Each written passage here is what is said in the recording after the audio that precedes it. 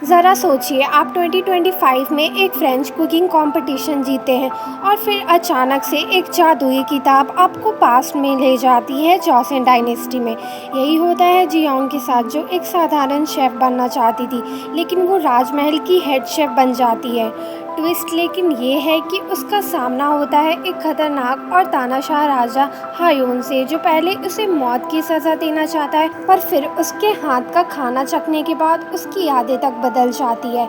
कहानी में है टाइम ट्रैवल का तड़का, फूड की जादूगरी, रोमांस और कॉमेडी। तो आइए शुरू करते हैं ये अनोखी और मज़ेदार कहानी शुरू होती है और हमें एक लड़की इन जियोंग को दिखाते हुए, जिसे कुछ आदमियों ने बंदी बनाकर किंग के पास लेके आते हैं। सब लोग किंग को पनिशमेंट सुनाने को कहते हैं। किंग जियोंग के पास आके कहता है कि कल इस लड़की ने मुझे एक अद्भुत डिश खिला के कंफ्यूज किया है।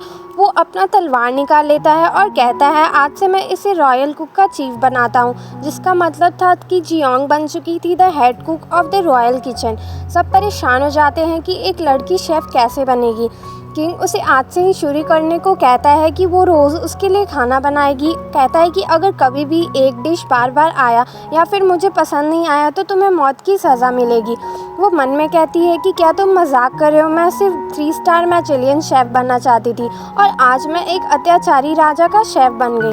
वो कहता है कि क्या तुम कुछ बोलना चाहती हो या मरना चाहती हो, कहकर कमाल की स्टाइल में उसकी रस्सी को काट देता है। जियोंग कहती है, मुझे यहाँ जिंदा रहने के लिए लड़ना होगा और जल्द से जल्द अपनी दुनिया में लौटना होगा, चाहे कुछ भी हो जाए। वो हमसे कहती है कि मेरा नाम है यन जियोंग और तुम बिलीव नहीं करोगे कि मैं 2025 से आई हूँ, क्या मैं यहाँ ख़त्म कर दूँ। फिर हमें एक बड़ा कुकिंग कंपटीशन दिखाया जाता है जो कि पेरिस में हो रही थी, जहाँ 4 शेफ़ फाइनल राउंड में अपनी अपनी डिश बना रहे थे। लास्ट 5 मिनट्स में सबने अपना डिश सर्व करना होगा कि तभी हमारी जियोंग की स्टोव काम करना बंद कर देती है। तब तक एक शेफ़ की डिश तैयार भी हो चुकी थी, कम समय बची थी और विनर को प्राइज़ में 1 लाख यूरो मिलने वाला था। तभी जियोंग के दिमाग में एक आइडिया आता है। वो पुराने दिनों को याद करती है और वहाँ पे एक जगह भूसे रखी हुई थी। वो उसे एक कुकिंग डिश के अंदर डाल के आग जला देती है, फिर उसमें मीट को पकाना शुरू करती है। वो दिमाग में इक्वेशन करते रहती है कि किस तरह से इसे बेहतर बनाया जाए। 2 मिनट से भी कम वक्त बचे थे, लगभग सब अपना अपना डिश तैयार कर चुके थे, सब अपना अपना फाइनल टचेस दे रहे थे। हमारी जिंग एकदम लास्ट में सिर्फ 1 मिनट के अंदर डिश को कंप्लीट कर लेती है। जजेस एक एक करके सबका डिश चेक करते हैं और एक ना एक गलती निकालते हैं। जब वो जियोंग के पास आते हैं तो कहते हैं कि हाँ, तुम जिसने रूल्स को तोड़ दिया। तो जियोंग उन लोगों को अपने डिश के बारे में समझाती है कि उसने इसे कैसे तैयार किया। वो कहती है कि बहुत समय पहले जब कोरिया का नाम जोसन था, तब हन यनगुइन, जो कि एक अत्याचारी राजा था पर खाना भी बहुत पसंद करता था और ये मीट उसका सबसे पसंदीदा था। और दोस्तों, हमारी जियोंग हमारी किंग येहिन के बारे में ही बात कर रही होती है। जजेस उसके डिश को टेस्ट करने के बाद बस इम्प्रेस हो जाते हैं। जब फाइनली विनर का अनाउंसमेंट होता है तो यंग जियोंग बन जाती है head chef of happy cure. रात में जियोंग अपनी इस खुशी को अकेले ही इंजॉय करती है। सुबह अपने डैड को पेरिस में उसकी जीत की खबर सुनाती है। कहती है, अब मैं 3 स्टार मिलियन रेस्टोरेंट की हेड शेफ बनने वाली हूँ। जियोंग अपने डैड के पास वापस कोरिया जाने के लिए तैयार हो रही थी। उसके डैड कहते हैं कि आज सोलर इक्लिप्स होने वाला है, आने से पहले एक बुक को ले आना जिसने जोसन का हिस्टोरिकल रिकॉर्ड्स है। मैंने प्रोफेसर पेरी को कह दिया है, उसे ज़रूर लेकर आना। अगले सीन में जियोंग मेल बॉक्स से उस बुक को लेकर प्लेन से कोरिया लौट रही होती है। तभी सोलर इक्लिप्स होना शुरू हो जाता है। एक पैसेंजर जियोंग के पास बैठा था, उसका हाथ लगने से जियोंग की टी गिर जाती है। जियोंग देखती है टी गिरने से उसकी बुक भीग चुकी है। वह जल्दी से वॉशरूम जाती है और उसे साफ़ करने लगती है। क्यूरियोसिटी में वो ध्यान से उस बुक के हर एक पेज को देख रही थी, जिसमें बहुत सारी रेसिपी लिखी थी।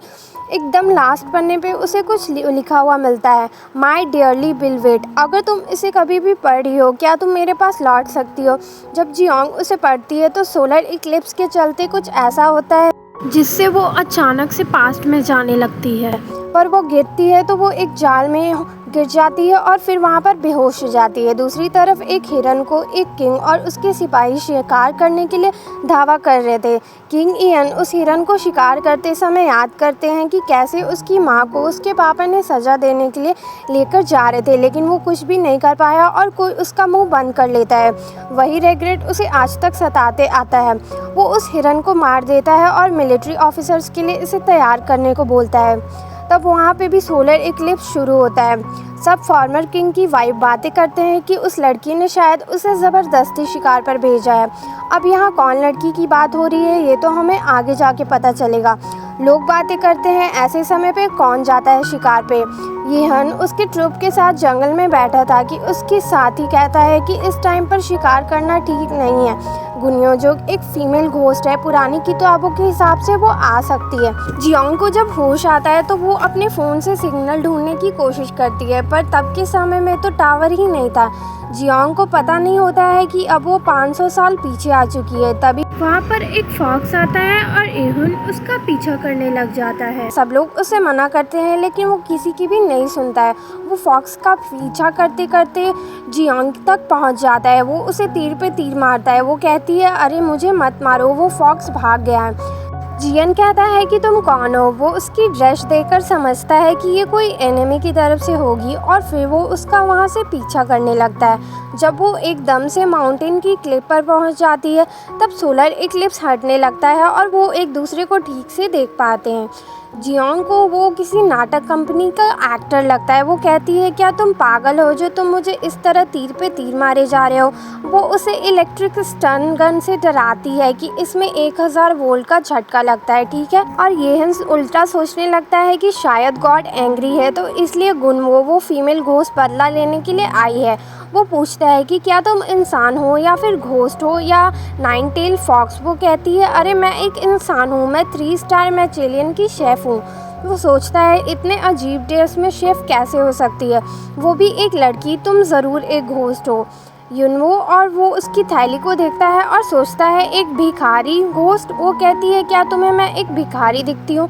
तो वो कहता है बदतमीज़, तुम मुझसे इस लहजे से कैसे बात कर रही हो, तुम्हारे में अंदर कोई मैनर्स नहीं है। वो कहती है ओ अच्छा तुम एक्टर हो क्या यहाँ कोई हिस्टोरिकल ड्रामा की शूटिंग चल रही है। पर यिहन उसके हैंडबैग को तीर मार के गिरा देता है। जब जियोंग गुस्से में कहती है कि ओए अब तुम नीचे उतरो, तुम्हें पता है कि मैं तांजी में ब्लैक बेल्ट हूँ, और वो उसे अपने मूव्स दिखाने लगती है और यिहन सोचता है घोस्ट अपना करतब दिखा रही है। अगली तीर मारने जाता है पर उसका तीर खत्म हो चुका था।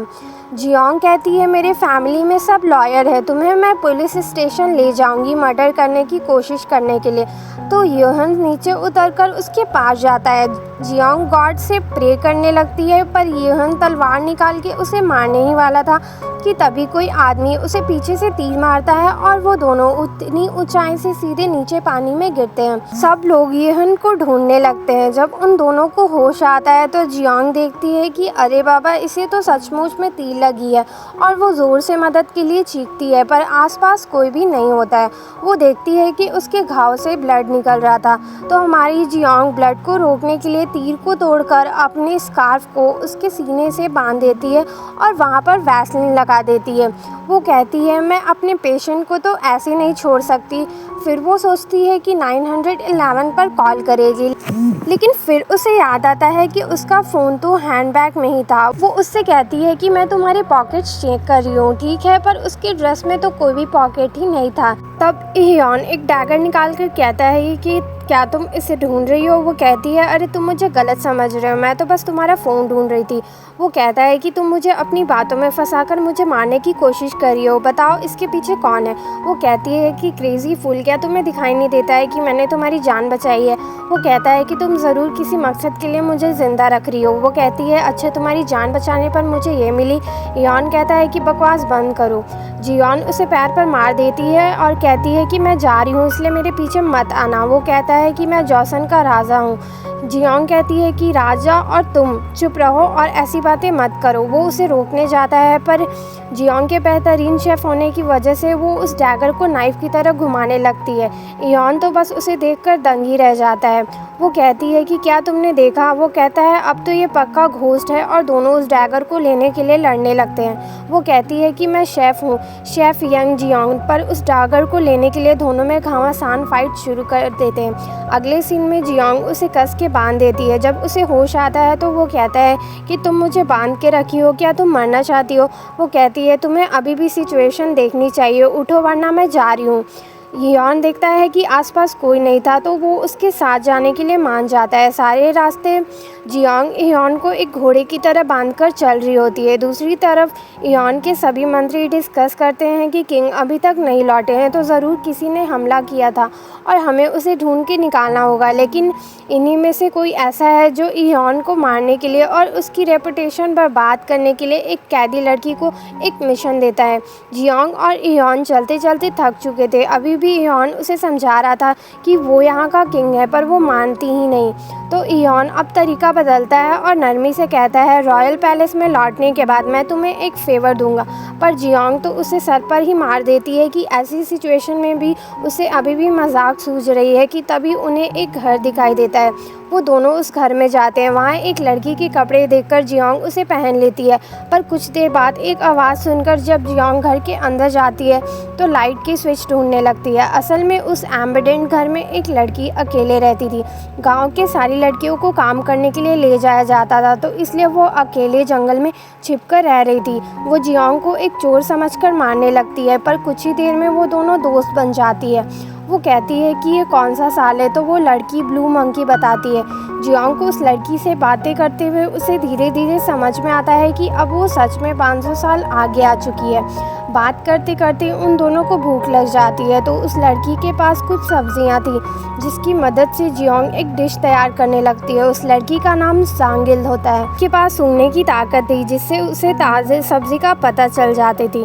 जियोंग को याद आता है कि वो प्लेन में बटर ब्रेड और केचप को अपनी पॉकेट में डाल लिया था। उससे वो अपनी डिश को तैयार करती है। जब वो दोनों खाना शुरू करते हैं तब जियोंग हियॉन को खाने के लिए देती है, पर वो उसे पहले टेस्ट करने के लिए बोलता है। जब जियोंग उसे खिला रही थी तो हियॉन को जियोंग को देखकर अपनी माँ की याद आने लगती है और उसकी आंखों से आंसू बहते हैं। जियोंग कहती है कि क्या खाना इतना स्पाइसी था? सब खाने के बाद जियोंग और सागिल हाथ मुंह धोने के लिए नदी किनारे जाते हैं। तभी हियॉन के आदमी आ जाते हैं। हियॉन अपना ड्रेस चेंज करके निकलता है और ऑर्डर देता है उन दोनों को ढूंढ निकालने के लिए, और उसके आदमी उस घर को आग लगा देते हैं। सागिल जियोंग से माफ़ी मांगती है उसे पहले गलत समझने के लिए। तभी जियोंग हियॉन को जाते हुए देख लेती है और यहीं पर हमारा बॉन एपेटाइट योर मैजेस्टी का एपिसोड 1 ख़त्म हो जाता है।